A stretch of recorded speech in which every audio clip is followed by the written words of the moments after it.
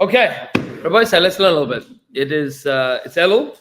We are now less than 10 days until Rosh Hashanah, which means that there's a lot to do. There's a lot to understand. There's a lot to work on. We left off with a little bit of a spoiler into the Maharal that we're going to take a look at this evening.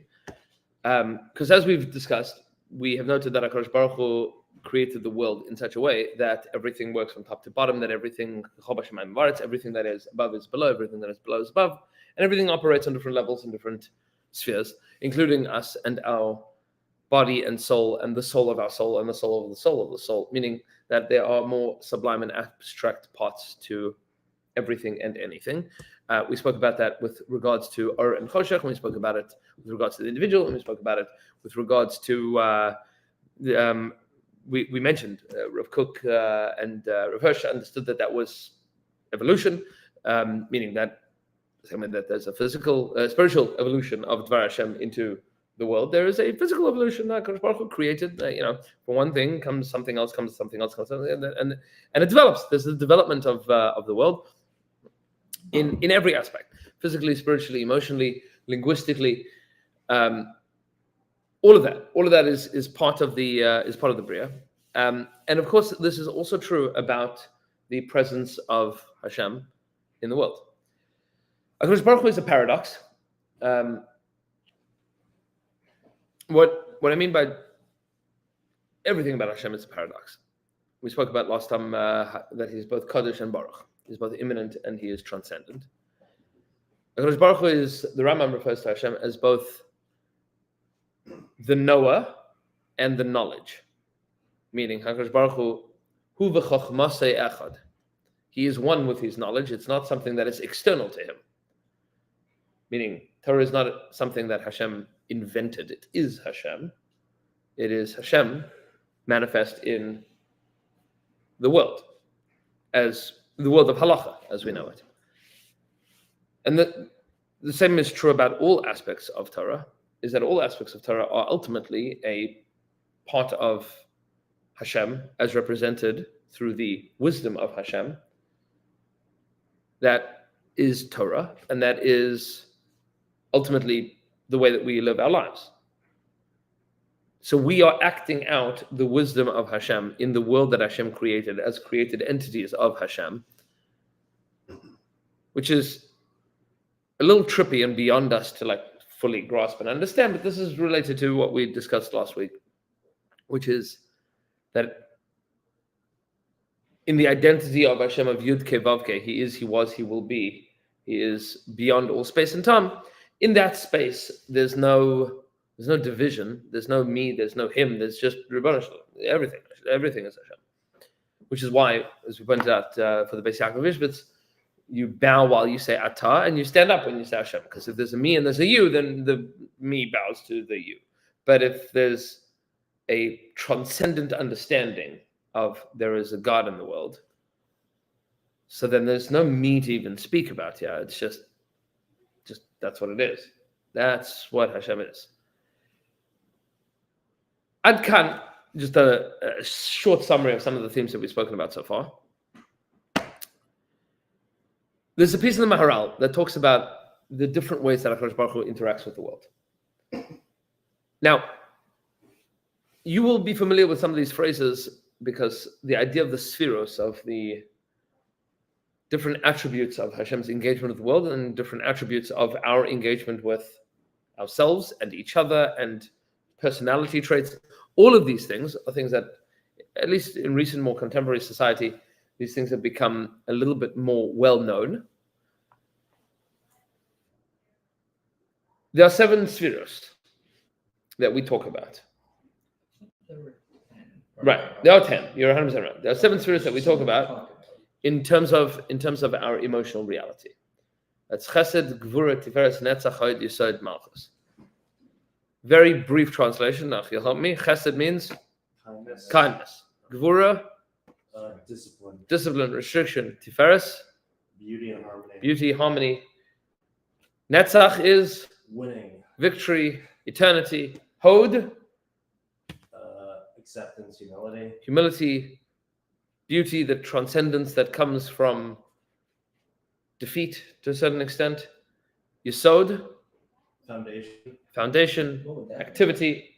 So Yesod is the doing of all of the. It is bringing everything into reality. Like engagement, like right. Doing the work.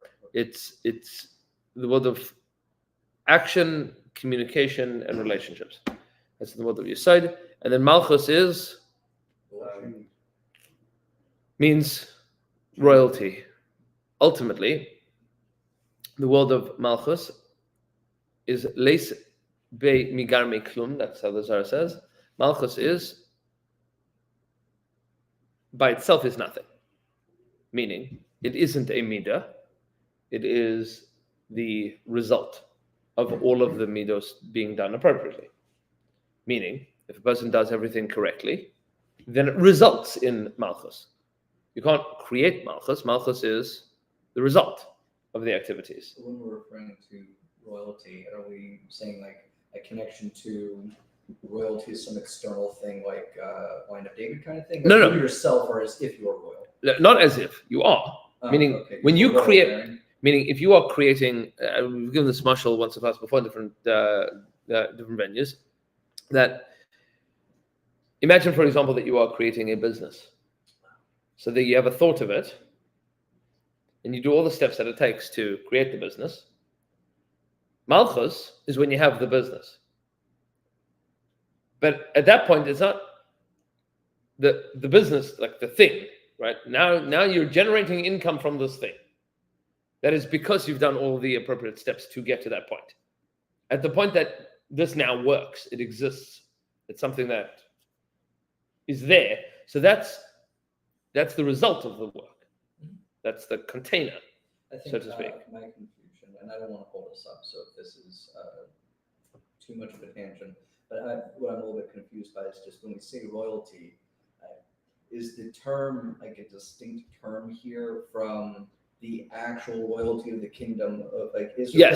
Yes. That is an aspect of it. Meaning, when we speak about all of these things, we speak about abstract that manifests in different ways. It's just a generic idea of it. Okay. Right.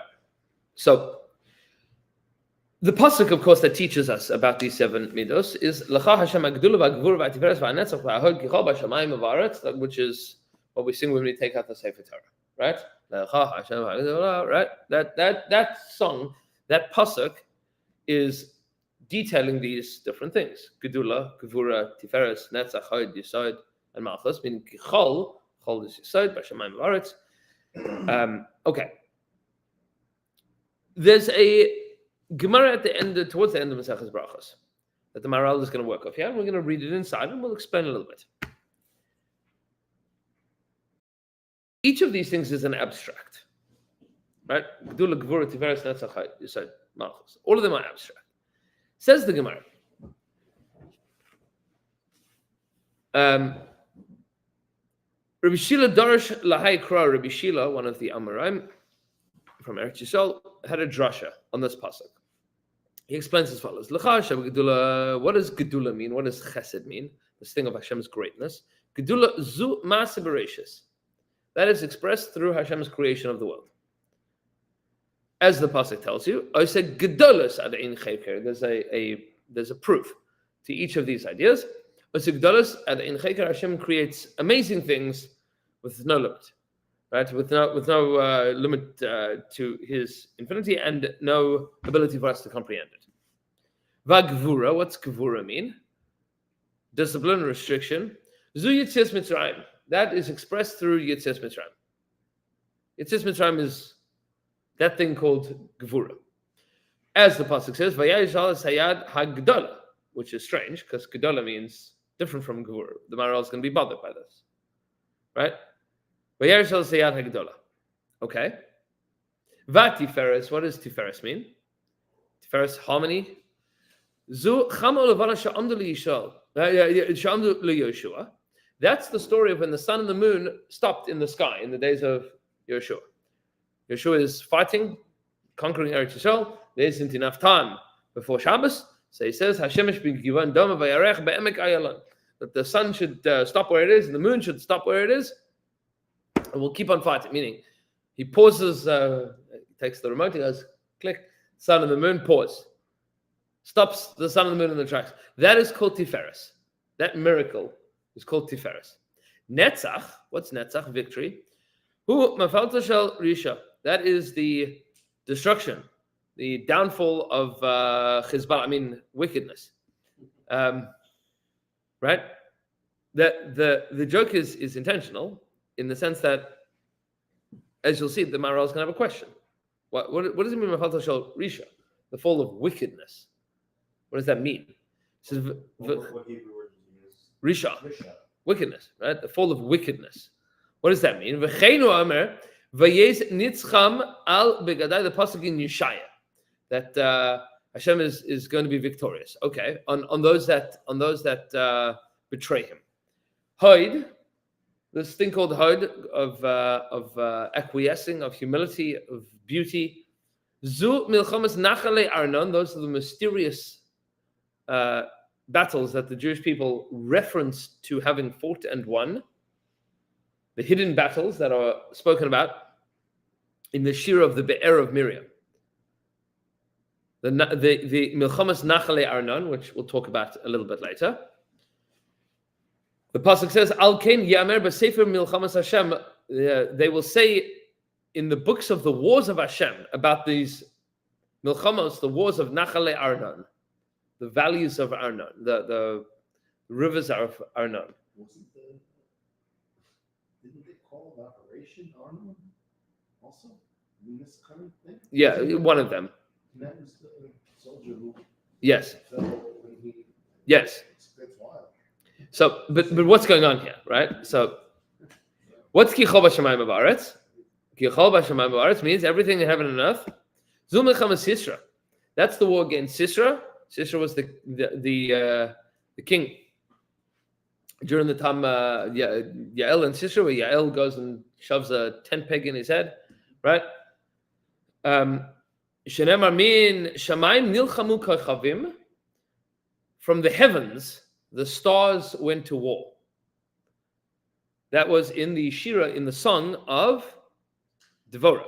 Devorah sings about this victory, and in that song, in that long poem that Devorah sings, this is I think it's the longest haftarah of the year, the haftarah for Beshalach. It's the Shiras Devorah.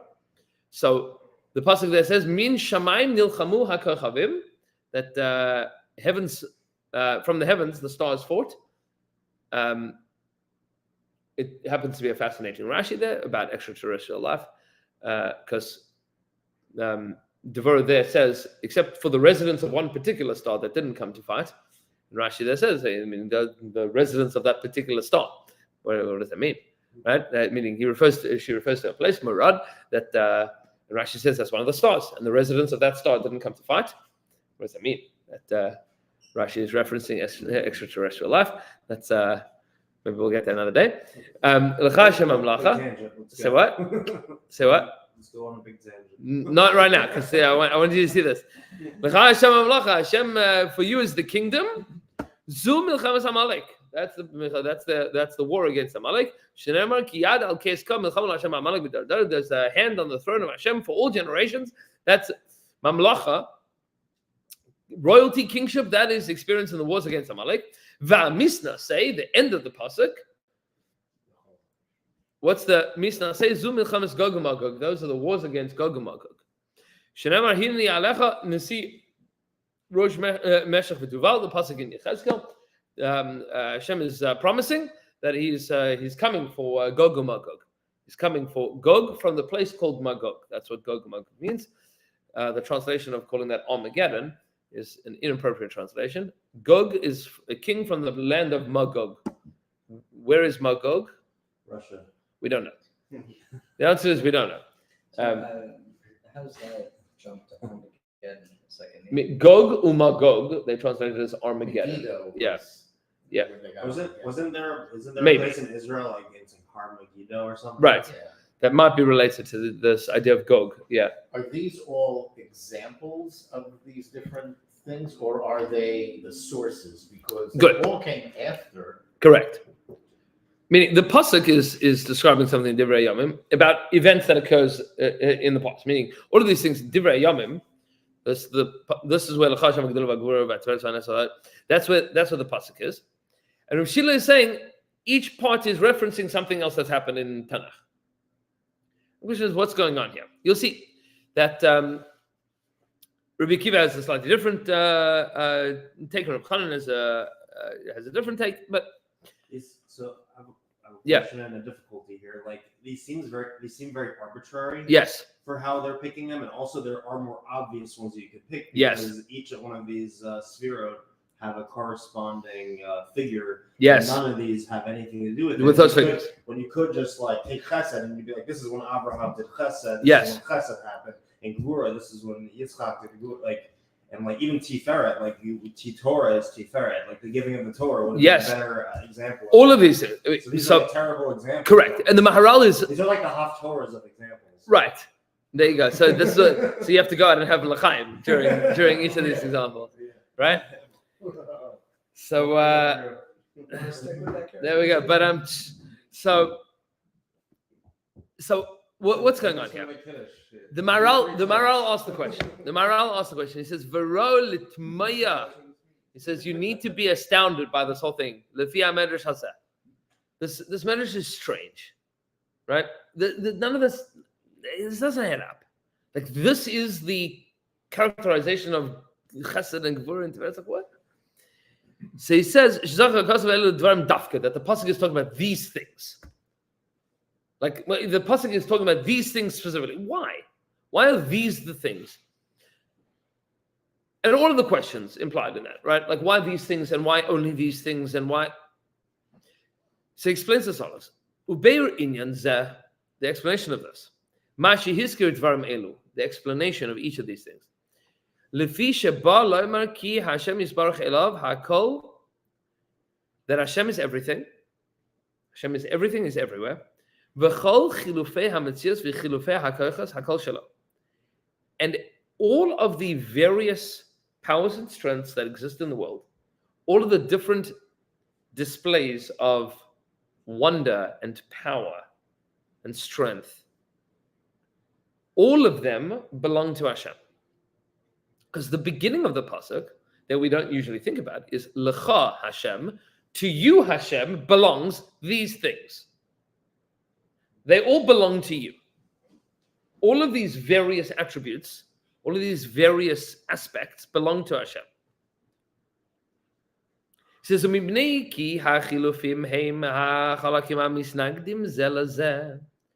but each of these things that exist in the world, all of the various powers that exist in the world, are, to a certain extent, antithetical to each other. All these powers, and the Maharal is going to prove it to us, are antithetical to each other. They are fighting against each other. It says, and they differ from each other extensively.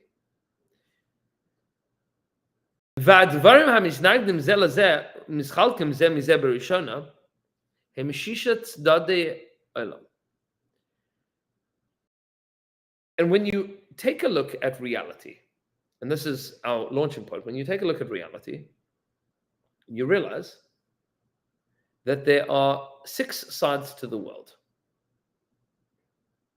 6 points.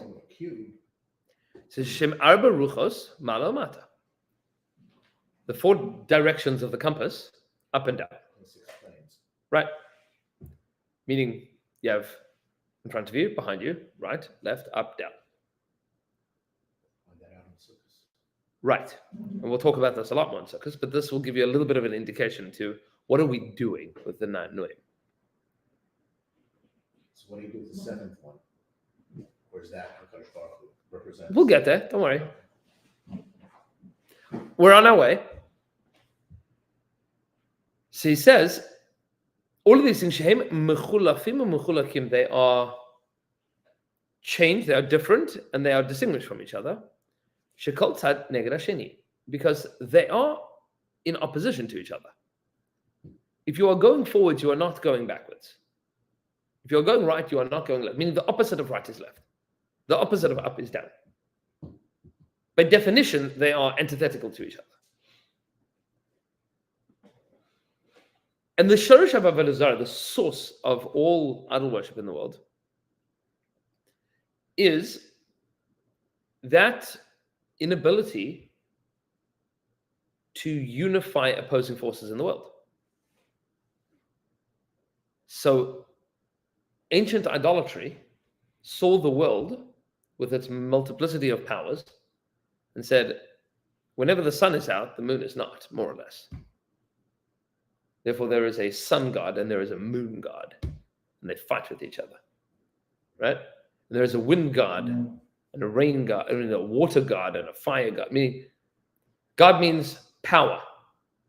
That's the word Elohim means something powerful. So, like the pasuk speaks about Elohim Achirim. What are Elohim Achirim?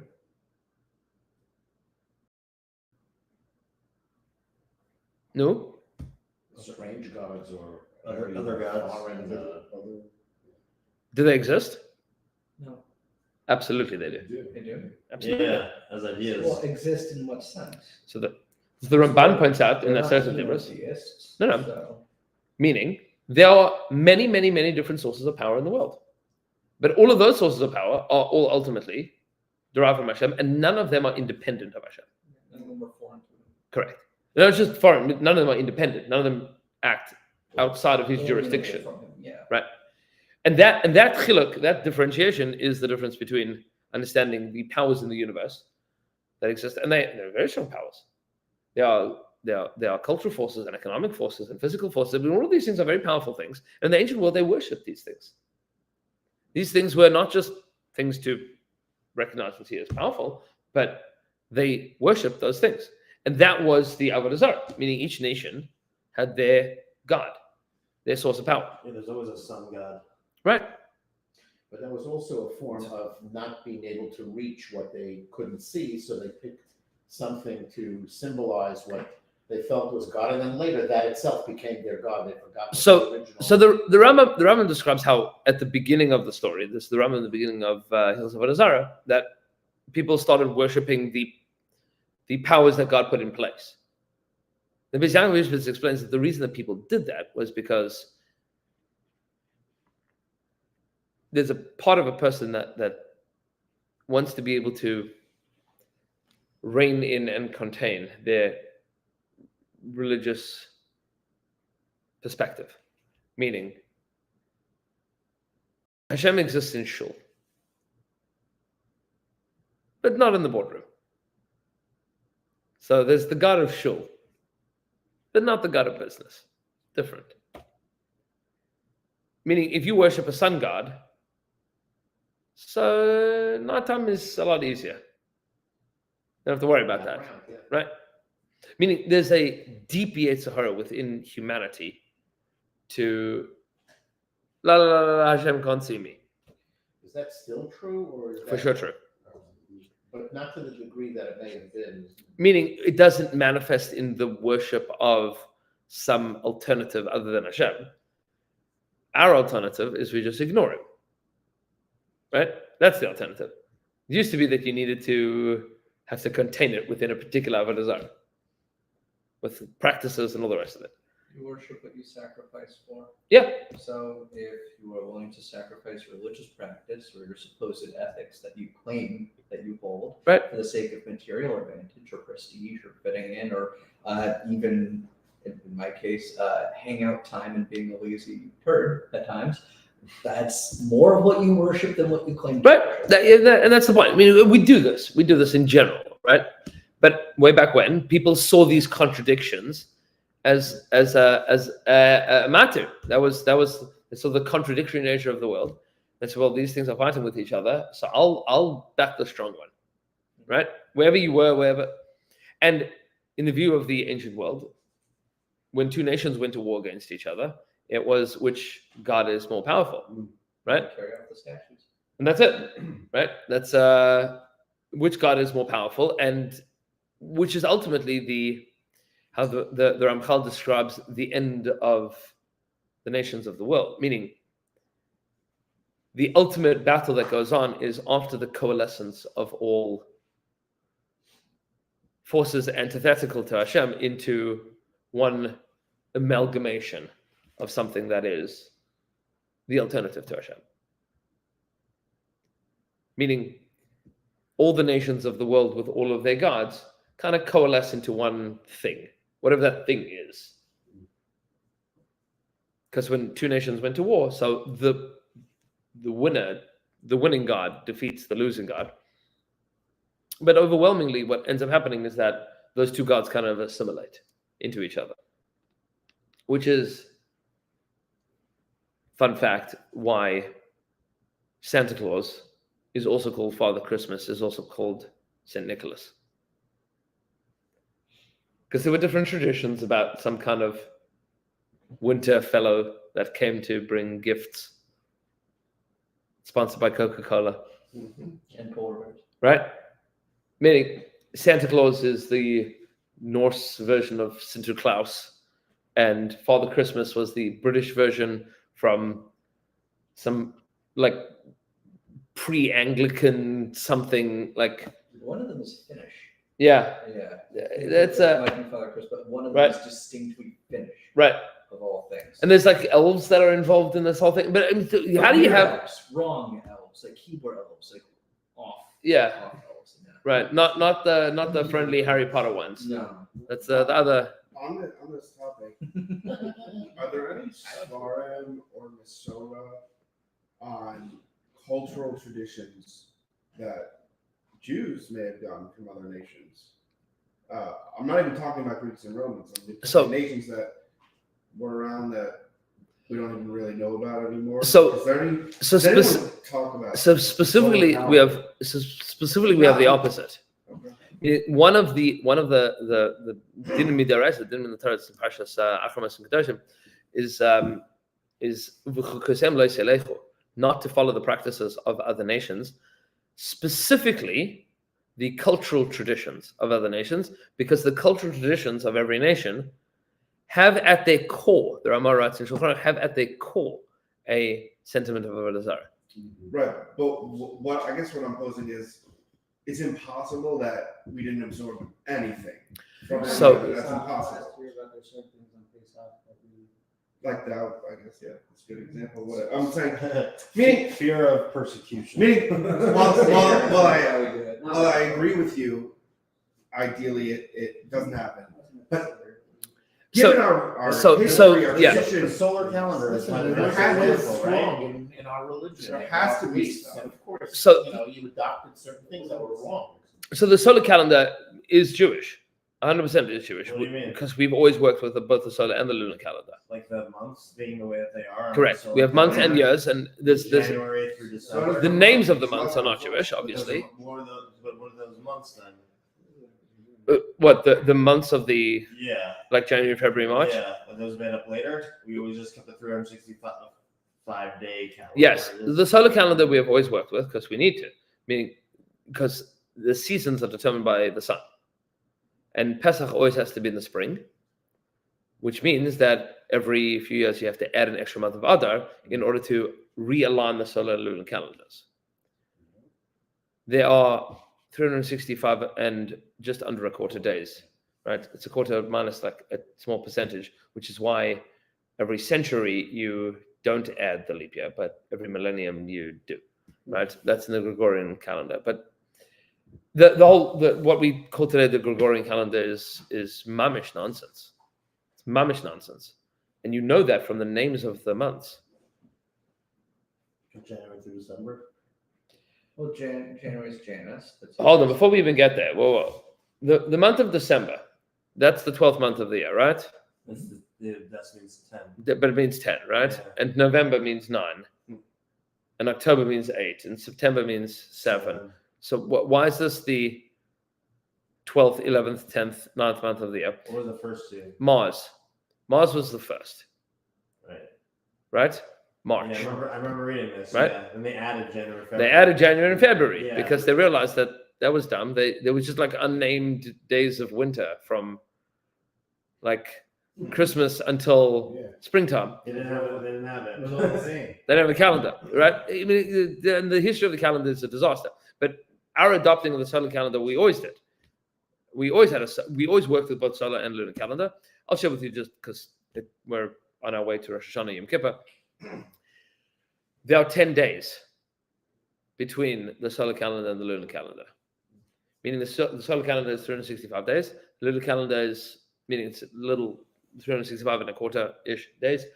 The lunar calendar is 354 and a bit days, which means that you have 10 full days between the solar and lunar calendar. So the Kadmonim already wrote that those are the Aseret Yemei Tshuva, meaning those are the days that are out of the year. Those are the outlying days of the year, where the year is created. Didn't we learn? I really think we learned this right in that the whole element of time. Yes, It's like just paused or yes. We spoke about this with Kiddush HaChodesh a little bit. Yeah. There's a lot to say, but in terms of like practices that we've adopted, there's a Yeah.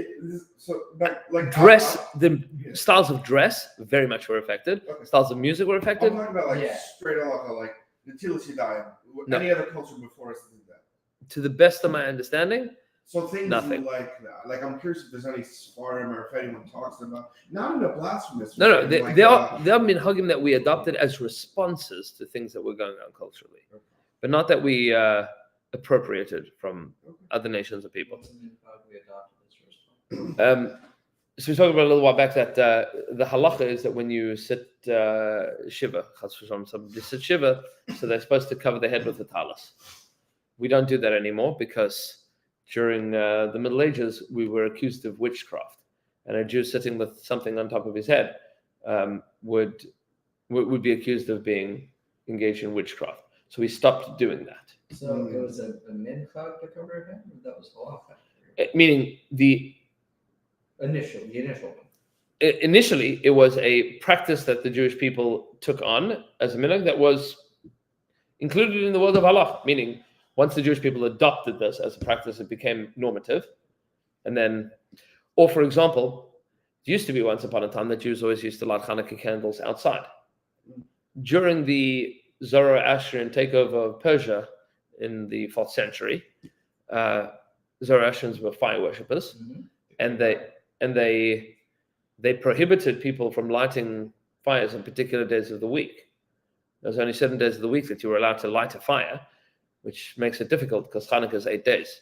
No matter when it starts, you're always going to cover a week. So they started lighting indoors. Meaning that Yeah. So are there any Sfarim on this topic? It's a good question. So cool to- It's a good question. Historical people who like will say like the Jewish people got this from that. yes, Like ancient Egyptians used to hold this way, and then Jews A did lot these sort of- of practices. Yes. I'm not saying all of it, but a lot of stuff that's taken for granted is like out there, like pop cultural critiques of like the Hebrew Bible and things like that were done by, I think, primarily 1800s German Bible critics. Yeah. Like, Yeah. That's the whole thing of like the Bible really being written by like 4 different authors and stuff like that, where they like break down our religion and then like critically examine it, except it was done by a bunch of hack fraud German academic anti-Semites who were trying to come up with a reason to attack Jews and used hack fraud, bad translations, and academic techniques. So I think modern sociology or psychology Right. or social sciences, but done by like their ancestors of Germans inspired by Hegel, which are the worst Germans. you should know, by the way, that Not worse than that- Nazis. that in the Nazis are their descendants. in Yeah. I think it was 1929. This is long before the Holocaust. 1929, Rav Kook stood up in Beis Medrash in Yerushalayim. This is written up, and he wrote about this because biblical criticism was becoming, and he spoke about the danger to Jews in Germany. He said because the people that destroy the book will try to destroy the people of the book. Meaning, anti-Semitism starts with Sinas HaTorah. I mean, and he understood this. He saw it. He saw the direct, like, once you're trying to destroy the authenticity of the Torah, the next step is to destroy the people that represent it. That's he saw that clear line. Once you start here, that's where it goes. because that is the history of our people. But we need to address now this question of why are these the things that are Hashem Agdula V'Gvura V'Tiferes? Because we have as we pointed out, there are major contradictions that exist in the world between different powers. Why are these things? So he explains as follows, and this is the key here to understanding how Chazal understood Hashem through understanding the world. And he writes as follows. Where's the seventh point? He says, "Va'od hashvi shu ha'emtzai hamisnagid el kulam."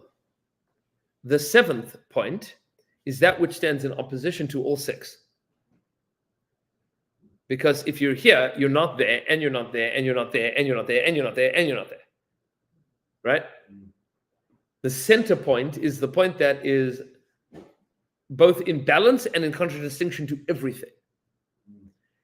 So this is very abstract. What does this mean in terms of our experiencing of the universe? It says, each one of these things relates to different things in our experience and in Hashem's engagement with the world. So he explains as follows. The first, why is it when we say L'cha Hashem Agdula, Hashem, you have greatness, chesed, that the Gemara says relates to creation. Creation is the expression of L'cha Hashem Agdula. Why? It's Lefi Shemin HaMizrach, because from the east, from the Mizrach, the east, Mischadesh HaOlam B'chol Yom, K'sha'ola Hashem Min HaMizrach. Every morning, human experience is that the world is renewed with the rising of the sun. Which means that when a Jew sees the rising of the sun, they realize that there is a beginning. There's something called the beginning of the world. And that is the great chesed of Hashem. And the greatness of Hashem in our life, in our experience, is the power of the beginning. So you see that this is existing in terms of nature. How does a Jew see sunrise? Sunrise is the experience of understanding that Hashem created the world. It's the beginning. And that means that direction, east, when you see that, what you're seeing is the beginning, creation, manifest before your eyes in your daily experience.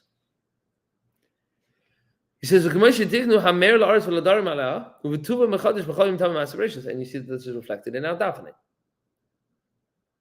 That in the morning, when we relate to the fact that Hashem created the world, we talk about Hashem as creating the rising of the sun, which inspires our understanding of the renewal of the world. When you see sunrise, what you are witnessing is Hashem as creator. You also know that it's coming. That's going to constantly. Right. There's no end to it. 100%. And this is on schedule, and it happens daily. So what's sunset? Gvura, Why? because it limits it. So he explains the El Hamarav. What about the west? Hutzad shekenegda, that is the opposing side. Shisham shekeh ha'or izachet hefsed hamnintzaim. The setting of the sun, emotionally, practically, is today we translate that as entropy. Things fall apart. The sun sets, the world becomes cold, activity ceases. We talk about, in terms of people's lives, we talk about the sunrise and the sunset of a person's life, right? Right, and we talk about that emotionally as being enlightened and being feeling light and feeling depressed, a dark mood. So is this more like a mida connected mida or a balance, or This is is- it an opposition? It is an opposition. These things do oppose each other. They are opposing each other. They are different things. But the opposition helps you define. That's 100% true. It's 100% true. But from a primitive, like pre-Torah perspective, the rising of the sun and the setting of the sun, you got to vote for one of them. Which one are you voting for, right? So the enlightened people of the world vote for sunrise, and the people that believe in death and destruction, and they are the sunset people, right? They're the people of the night, right? Those are the people that are there to like hurt you and destroy you and tear things apart. And yet, that's also Hashem.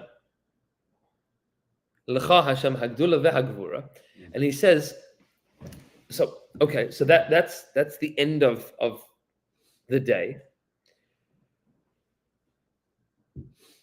Direction in terms of the compass, and you see this is for those that learned Maseches Tamid when Chavur were learning Tamid last year. So all of the directions in the Beis Hamikdash relate to these things. Meaning when the Kohanim would move from one place to another, all of this is part of that emotional and intellectual and meditative transitioning between different ideas and thoughts and understandings of Hashem. What about the south? So you have, we've discussed east and west. What about south? Vel hadarim, shezeh hatzad hanikra yamin b'chol makom. The Torah refers to south as to the right. Why is the south to the right? So he says, because if you're facing the sunrise, right? If you're looking towards the light, so then south is to your right. So v'shama shemesh b'roima u'v'tokfa lekach misaches sham hakach hagadol. If you are suddenly in Eretz Yisrael, to the south is where the sun is strongest. That is where it's hottest. North is cold. South is warm. Right? That's meaning it's a northern hemisphere approach. But that's the approach that the Torah is. This isn't something that is definitive in terms of compass directions, because again, compass directions are arbitrary, right? The setup of the Shvatim and the Golan Yes. also. Yes, all of this, all of it, multi-layered in everything, all of it. How long is the show last? Just one. You got another 8 or 9 hours, We did. right? Watching Monday Night Football. No, Right. I actually I Isn't- went to the airport, but that's for a while. Isn't Tiferet like fundamental the balance and harmony of everything, and it's the center point? Yes, People that are it. but Is he gonna say it's a direction? Because I'm gonna get annoyed. so the reason that I'm saying this to you is because you should understand that our understanding of Tiferet on a chart, like on a Kabbalah chart, is limiting. Don't be limited by that picture. No, you're in two dimensions. You can't. So understand what he's talking about is the emotional experience of a person that is witnessing and experiencing existence and thinking about it cognitively, emotionally, intellectually, spiritually, physically, and what that teaches you and about Hashem. So he says, south is the place of warmth. B'tzad tzafon hefech. North. North is the place of cold. Tzad tzafon hefech. Kamai she yikari tzad darim shesham hashemesh dar berumay. Darom is the place where the sun dwells. That's the place where the sun is experienced. It's hot. He says, tzad tzafon. What does tzafon mean? North, but what does tzafun mean? Tzafun. You're related to the Haggadah? Yeah. Yeah. What's tzafun? What do you do before you bench? Yeah, what do you do before you bench? You open the door for your No, before that. No. Tzafun. You're Afikoman. Afikoman. Why is it called tzafun? It's cold at night. Because it is that which is tzafun is hidden. Hidden. It's tzafun. Because in the south the sun is present, and in the north the sun is hidden. It's cold. That's called tzafun. You don't see it there. You don't see it. You go far north, it's very cold. You don't see the sun. And that means a place of cold and a place of darkness. Those are the places that things are hidden, which means Hashem is Baruch Poel Ba'olam, all the things that Hashem does in a hidden way in the world. The activities of Hashem that are hidden, that are not revealed. What about above and below Shamayim and Aretz? These things are the main points of the world, up and down, because up and down covers all other directions. So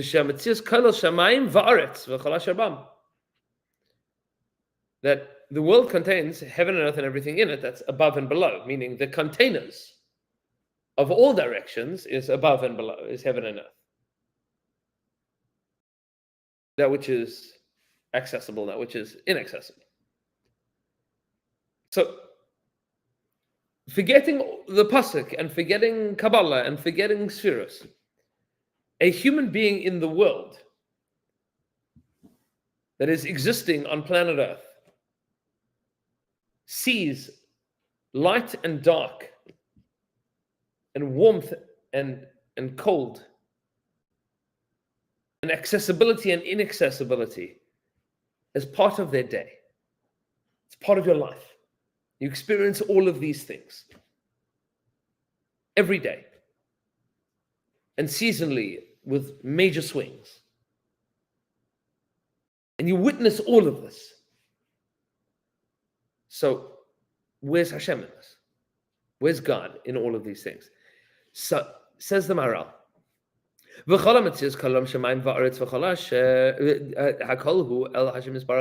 of these things belong to Hashem. And he explains,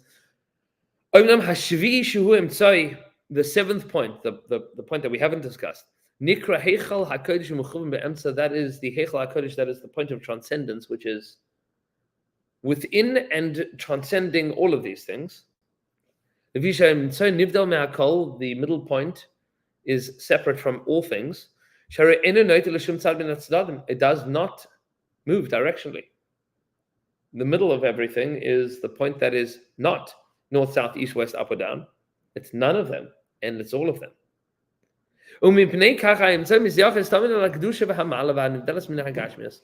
is why the number 7 in Yiddishkeit, the number 7, is always that which is removed from everything else.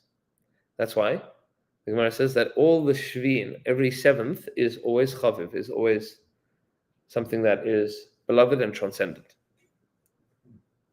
That's why the number 7, says the Maharal, you find you can go through everything in Yiddishkeit. You can probably come up with a list of 50 things that relate to the number 7. All of them are Kedusha. All of them.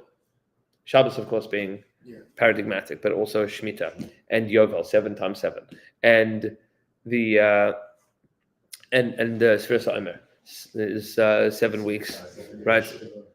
Shiva and Shiva Simei HaMishta and Sheva Brachas, meaning all of these things, right? Everything in Yiddishkeit relates to the world of 7. Then also then 8 is like, and then there's beyond that. the additional layer. Yes, and we'll talk about all of these things, but it says like the point from which we talk about north, south, east, west, up and down is the Beis Hamikdash. The Beis Hamikdash is the center. The Kodesh HaKodashim is at the center of the Beis Hamikdash, and north, south, east, west, up, down is all from that center point. When you're standing in the center, so now you talk about the directions. So we'll skip a little bit just to explain the points that we're mentioning here. What does Lecha Hashem Gedula mean? Why is Gedula about Ma'aseh Bereshis? So we explained because that's the beginning. Since Zu Ma'aseh Bereshis Kolomer Shekol Chilufei Inyanim Shehem Nisyachsim El Tzdadim Mischalvin HaKol Hu Me'itai. The beginning of all things is HaKadosh Baruch Hu. That's sunrise. Keneged Tzad Mizrach Ritzonu Lomer Mifal Shehu Misyachas El Tzad Mizrach Zachar Hagdula Zu Ma'aseh Bereshis Shemin HaMizrach Shemesh Olam Mischadish B'chol Yom Ma'aseh Bereshis. Because whenever you see the sunrise, you realize that there is a beginning, that there is light, and that tells you that there is a creator, that there's a beginning to all things. V'chol Ma'aseh Bereshis Nikra Gedula, and therefore all of creation is called Gedula.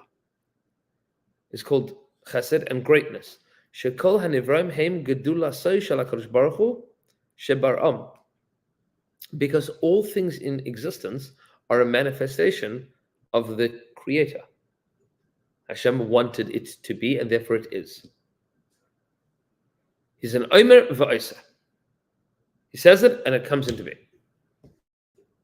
Says that it comes into being. The Bali Musa point out that what we say in Baruch Shamar, Baruch Omer v'Oisa, so that's a particularly important minute to work on the stomach here. To be a person that's Omer v'Oisa, if you say it, you do it.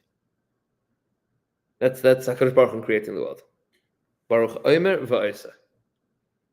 He says it, so he did it. For Hashem, saying and doing are the same thing. To be godly is to do what you say, and then do it.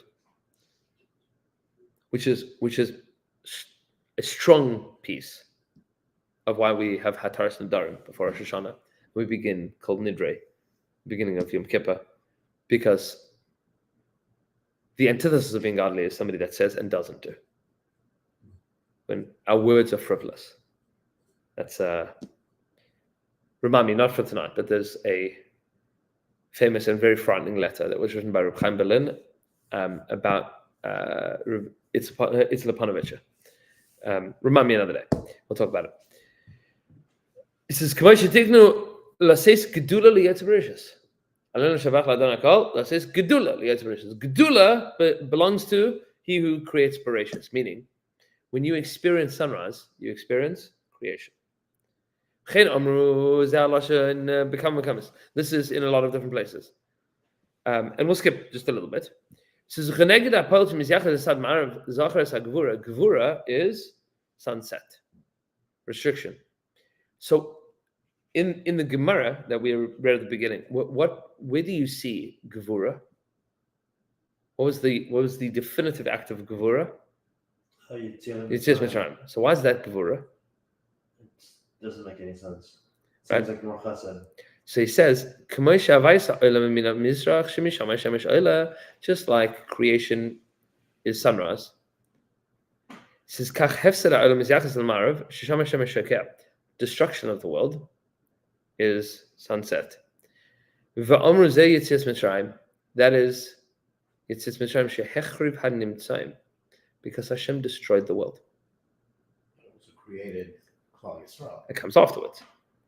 But Yetzias Mitzrayim was a dismantling of creation. Hashem created the world with 10 sayings and destroyed it with 10 plagues. Dismantled the world. The Chidush Arim tracks each of the Asar Ma'amaros that created the world with the 10 Makkos that destroyed the world and 10 Dibros that rebuilt the world. Each makkah has like a sphere. Yes. Do you know? Where is this written? In a few places. But the Chidush Arim and the Rebbes of Ger speak about this a lot. You find this in the Sfas Emes in many different places. It also tracks to the Aseres Tshuva, which are worlds of both destruction and construction. There's a lot. Meaning there's 7s in the world and there's 10s in the world. There's a lot to talk about. So this is commercial massive bereshis bara'am as Sir Ma'amaras kachivsid osim kshiyatim Mitzrayim be'eser makas. He built the world with 10 sayings and destroyed it with 10 makas. Like he says, I'm going to explain this book, Gevurah Hashem. That's why the Maharal says the book that I'm writing about Yetzias Mitzrayim is called Gevurah Hashem. Because what happened in Yetzias Mitzrayim was a dismantling. It was a destruction of the world. It was the setting of the sun. It was ripping apart the world that Hashem created. He took it apart. Meaning, if you're a Jew living in Egypt and you witness 10 plagues, you're not witnessing the building of something. You're witnessing the ripping apart of something. That's what's happening. So in a way, chesed is creation and Gevurah is destruction. Yes. And on Shabbos, you have 2 different malachas. One is called Boineh and one is called Seiser. There's building and there's destruction. Those are both malachas. There's work here. And when you understand that these two things, from a primitive, unenlightened, uninformed perspective, like the explosion, the supernova of a star is the antithesis of creation, right? Creation is the formation of something. The destruction of it is the opposite of that. But it also turns into Well, so, creation of new things. so that requires a loftier, more enlightened perspective. By the way, I don't want to get political. Mamish don't want to get political, so I'm going to get like meta-political here. Pause the YouTube. No. People are very, very, very worried about the destruction of American society. Everything's falling apart, and that is the absence of godliness and It's the gura of God. L'cha Hashem hagdula v'hagvura. The Rebbe Hashem is everywhere. It's everything. There's a deep avodah zarah to thinking that only building is godly and destruction is not. It's all a question of why you're doing it, because you can be building something that's also avodah zarah, and destroying that thing is absolutely Ratzon Hashem. What Tzal is doing, destroying Hezbollah, is gevura. And it's absolutely godly. That is Ratzon Hashem. That's gevura. It's also part of Ratzon Hashem. It's also part of Avodas Hashem. It is the setting of the sun. The Western world has a very hard time with this. Very hard time. Looking at something destructive as something good. How could you be destroying something and that be good? Meaning the most that you can do is prevent somebody from destroying you, because destruction is evil. It's not true. It's not true. Sometimes destruction is very, very good. That's the malacha on Shabbos is not destruction. It is destruction for the sake of building. So al manas livnas. If you just destroy something for the heck of it, that's not a malacha. You destroy something to do something with it. There's a malacha of kaisev, of writing. There's a malacha of moichek, of erasing. But it's only if you're erasing so that you can write something else. So what's Tiferes? What was the moment of Tiferes? That's when the sun and the moon paused in the sky, right? If you were there at that moment, what did you see? You saw Tiferes. Why is that called Tiferes? So he says, once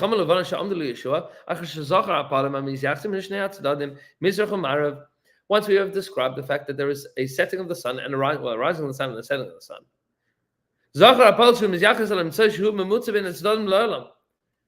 Imagine a point where that stops, where you have sun and moon in a permanent united dance with each other without movement, static. It says, that's the sun and the moon pausing in the sky. Imagine a world where there's no sunset and there's no sunrise. And it existed for a moment in the days of Yeshua. That natural world of building and destroying, of rising and setting, of birth and death, all of that paused for a moment. So he says, Lecha lemala ki that the middle always relates to something godly. The middle always relates to a point that is godly. Shnei dvarim hem ha-moshlim va'amida lahem haya al yedei malas and delas elikim she'ein moshel al chama levana kim hanivdal. It's something that was transcending that plane of sun and moon, of rising and setting. He says, I'm not going to explain more. He says, everything that is distinct, that is distinguished, is beautiful. Because removed from it is worldly disgust. Shanivra nikra or she'in by akirus. He says that thing called tiferes, that beauty that's called tiferes, that moment where there's no beginning and there's no end, it is. That frozen moment in time. That's called tiferes. And the moment in existence, in history, in Tanakh, that exemplifies that was the pausing of the sun and the moon. This is Vahanetzach. What about eternity? What's eternity? What's victory? Humafalta shel risha is the destruction of the downfall of evil. Kimash zachar because of Netzach, the pasuk says Netzach victory is zepel hamisyachas el tzad zarim. Netzach is the south. Why is Netzach south? Shnikra darim al shem his remus. Visham Hashemesh b'takfa, because that is the strength of the sun. That's the power. You feel power and warmth and radiance. Tzad darim nikra yamin, and that's called the right hand side. Misham kach v'toikev hayamin l'natzech ha'misnaged, to be victorious. That's the side of victory, strength of winning, of being victorious. When you see the sun in midday and from Eretz Yisrael, that means in the south. That's where the heat radiates from. So you understand that is the victory over the cold. This is ve'ein misnaged lamalchus shamayim rak harisha, and the thing which opposes HaKadosh Baruch Hu is wickedness, shutkifa, which is very, very strong. The pasuk says, "V'hu yisbarach minatzech esa." HaKadosh Baruch Hu is victorious over it. Lekach tipul nefila she'ein acharei tekuma, and therefore it is defeated. I mean, Hashem defeats it in a way that it doesn't get up again, which is why the word for victory is the same word as the word for eternity. Because when you win, it's conclusive. It's over. The point of winning is finished, right? You hit them so that they don't get up again. KO, right? Not a 10-year point. Correct. It's not what we spoke about for many years, mowing the lawn, right? Mm-hmm. That was official Israeli policy. That's not victory. Right. Mowing the lawn is not victory. I've heard that soft translate as persistence as well. It is, because it is eternal victory, which means every victory is eternity, and one achieves eternity through constant victory. That's the end of wickedness.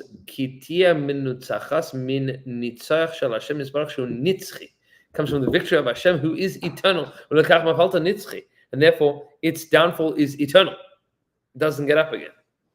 But what about the opposite of that? Defeat. The world of defeat is the world of tzofan, the world that is hidden. Meaning the hidden activities that you don't relate to. The ones you don't share on Instagram. Right. It says, now we can talk about the Nachle Arnon. What are the Nachle Arnon?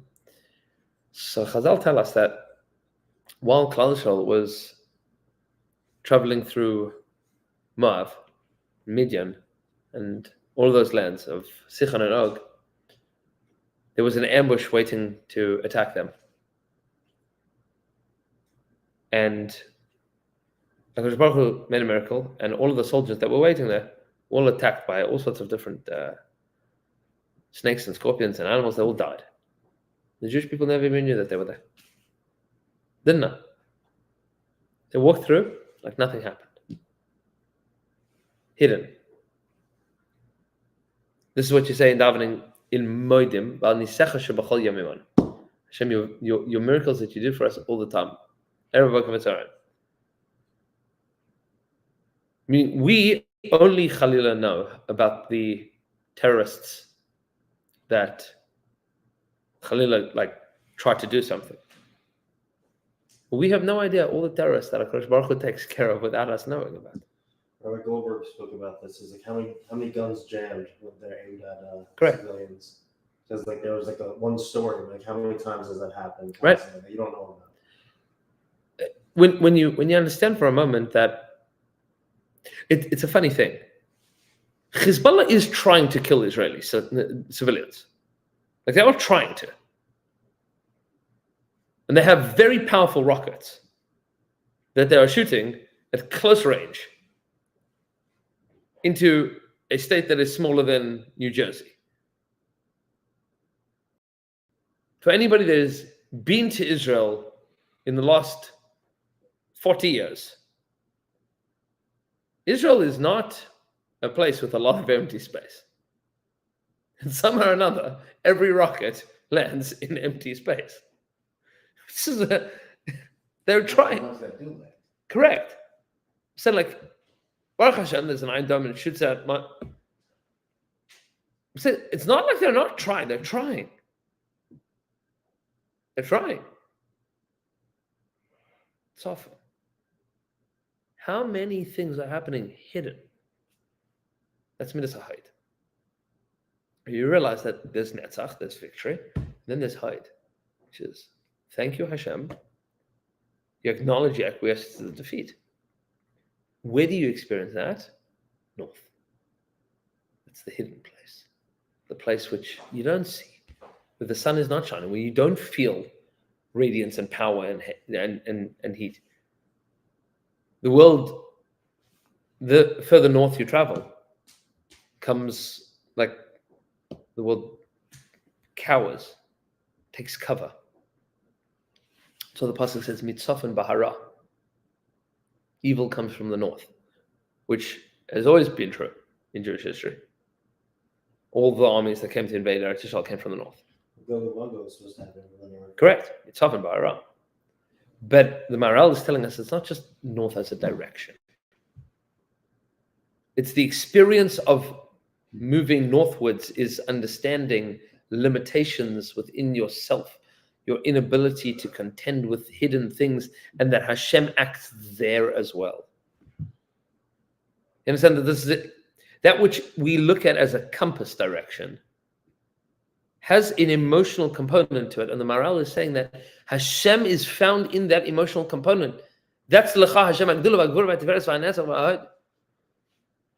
So Misham Masim and Starim Ba'alam Ve'in Adam Yodeh, all of the hidden things that you have no idea about. And that's the Nachle Arnon, that the Emoriyim were Nistarim Beharim. They were hidden in the mountains.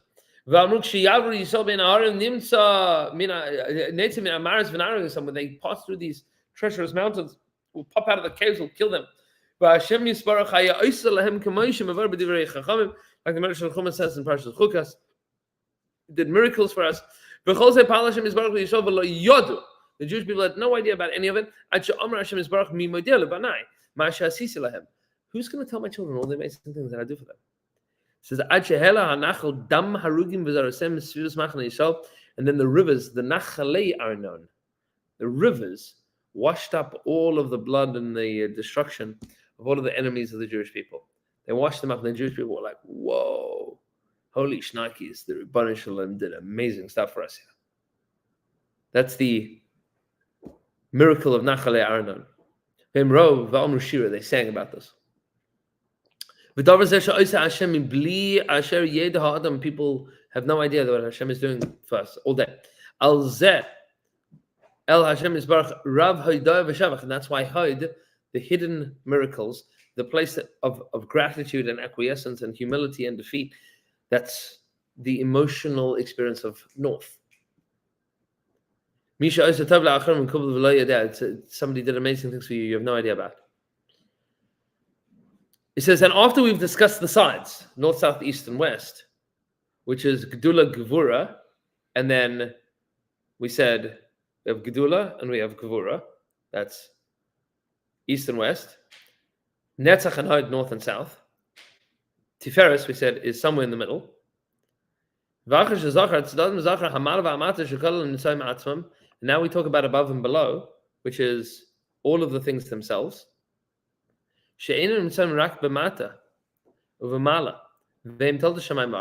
Everything in existence is above and below. Everything is above and below. That is all of our existence. And what does this have to do with Sisra? When Sisra came along, B'Takfoi, with all of his power, The pasuk says, "V'tesha me'as rechav barzel loy v'hu lachatz el bnei Yisrael b'chazaka," came with 900 chariots, striking the Jewish people. And Chazal tell us that he was 30 years old and conquered the whole world. Says, "Lekach min hashamayim nilchamu kachavim im Sisra." He conquered the whole world. So from Shamayim, they fought against him. He was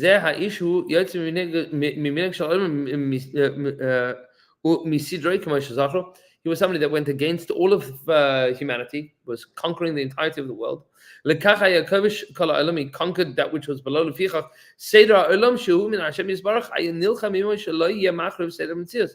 Baruch fought against him, meaning Hashem fought that war. What happened to Sancheriv's army? What happened to them? So this is Sancherib surrounds Yerushalayim. Who's the king of Yerushalayim at that point in time? What is this in Malachim? Yeah. This is the Syria? So during this, Right? So Chizkiyahu the Melech, and HaKadosh Baruch Hu just takes care of the whole thing. You see this both in the days of Sisra and the days of Sancherib. Just total destruction. Finished. It says that in the text too. Right. Chizkiyahu just slept. You see the Sisra and you see the Sancherib. HaKadosh Baruch Hu just takes care of everything. The north is not so lucky. Say what? The north kingdom of Israel isn't as lucky. Right. It says Shakachavim Shesidar Hashem B'Mishmarasim Hem B'Yoser V'Hem Nilchamim Misisra. The very song about the destruction of Sisra was that the stars came to the aid of the Jewish people because Baruch Hu took charge.